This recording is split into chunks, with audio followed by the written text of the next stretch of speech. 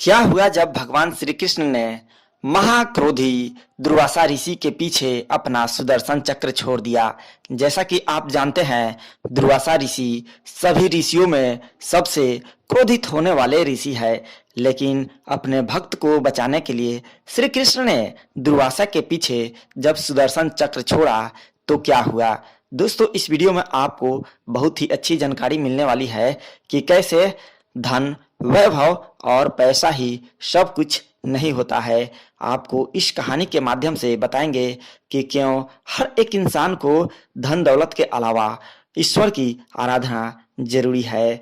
तो दोस्तों, चलिए शुरू करते हैं। नभाग जी के परम पुत्र अम्बरीश, जो कि महाप्रतापी वीर योद्धा थे और सम्राट थे, उनके राज्य में किसी भी तरह की धन्य धान्य की कमी नहीं थी। उनके महल में हीरे मोती, सोने चांदी सभी चीज भरी पड़ी थी। उनके पास किसी भी प्रकार की कमी नहीं थी।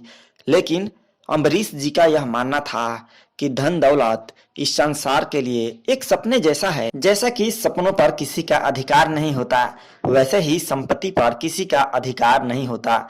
इसीलिए अम्बरीश जी यह जानते हुए कि ये धन संपत्ति उनके हमेशा काम नहीं आने वाली है, उन्होंने अपने आप को भगवान श्री कृष्ण के चरणों में समर्पित कर दिया था। हमेशा भगवान श्री कृष्ण के चरणों में लीन रहते थे, उनके भक्ति में लीन रहते थे।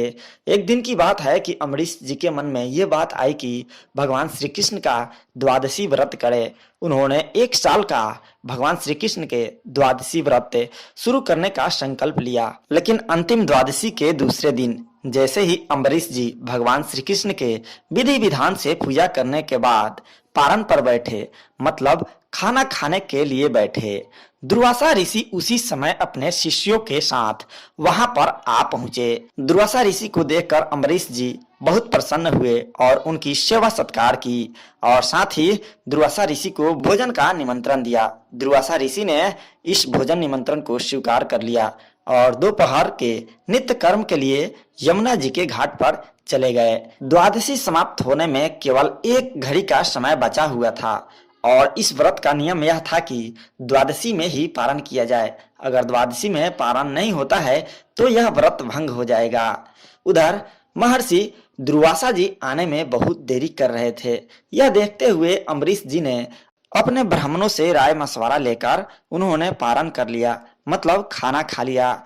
जब दुर्वासा ऋषि उधर से लौटे तो उन्होंने अपने शक्ति से सब कुछ जान लिया कि इस राजा ने हमें भोजन का निमंत्रण देकर पहले ही खा लिया है, इसने हमारा निरादर किया है। महर्षि दुर्वासा काफी क्रोधित हुए और उन्होंने अपनी एक जटा को उखाड़कर जमीन पर पटक दिया। तुरंत उसके बाद में उस जटा से एक राक्षसी कृत्या पैदा हुई। कृत्या ने अपने हाथों में तलवार लेकर राजा अम्बरीश के तरफ दौड़ी, लेकिन अम्बरीश जी, जो कि भगवान श्री कृष्ण के भक्त थे, अम्बरीश जी वहीं पर खड़े रहे। वे भागे नहीं, क्योंकि उनको भगवान श्री कृष्ण पर अटूट विश्वास था।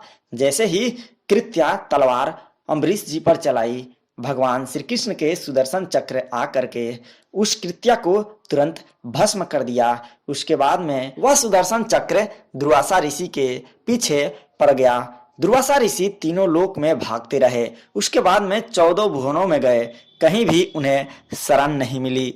अंत में दुर्वासा ऋषि ने भगवान विष्णु के बैकुंठ धाम गए। वहां पर जाकर के भगवान विष्णु के चरणों में गिर पड़े और क्षमा याचना करने लगे कि हमने आपके भक्त को बहुत कष्ट पहुंचाया, हमें क्षमा कीजिए।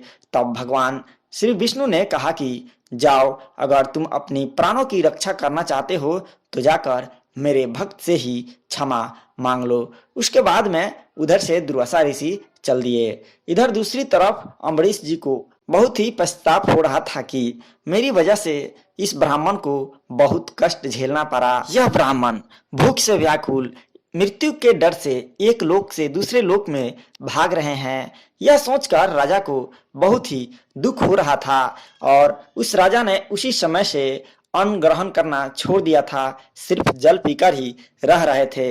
इधर दुर्वासा जी को यहाँ अम्बरीश जी के पास में आने में 1 वर्ष का समय लग गया। जैसे ही दुर्वासा जी अम्बरीश जी के पास आए, उनके चरणों को पकड़ लिए। राजा को बहुत शर्मिंदगी महसूस हुई। इसके बाद अम्बरीश जी सुदर्शन चक्र से प्रार्थना करने लगे कि आप इस ऋषि की जान ना लें, जिसके बाद में वह सुदर्शन चक्र महर्षि दुर्वासा की जानों को बकस दिया और इस तरह से भगवान विष्णु के भक्त की बातों को सुनकर सुदर्शन चक्र वहां से भगवान विष्णु के लोक में चला गया और इस तरह से दुर्वासा जी की जान बच गई। जैसा कि आप भी जानते हैं, दुर्वासा ऋषि जो कि भगवान शिव के भी अवतार हैं। इस कहानी में यह साफ दिखा दिया गया है कि भगवान श्री कृष्ण अपने भक्तों के लिए हमेशा तैयार रहते हैं। किसी भी तरह के संकटों में भगवान श्री कृष्ण अपने भक्तों को नहीं छोड़ते हैं। और साथ ही साथ यहाँ पर अम्बरीश जी ने भी यह दिखा दिया है कि पृथ्वी पर धन दौलत हमेशा इंसान के जीवन में काम नहीं आने वाला है, बल्कि ईश्वर भी बहुत महत्व रखता है। इसलिए धन दौलत अर्जित करने से ही नहीं, बल्कि भगवान का पूजन पाठ भी हर किसी को करना चाहिए। भगवान के भक्ति में भी अपनी मनो को लगाना चाहिए।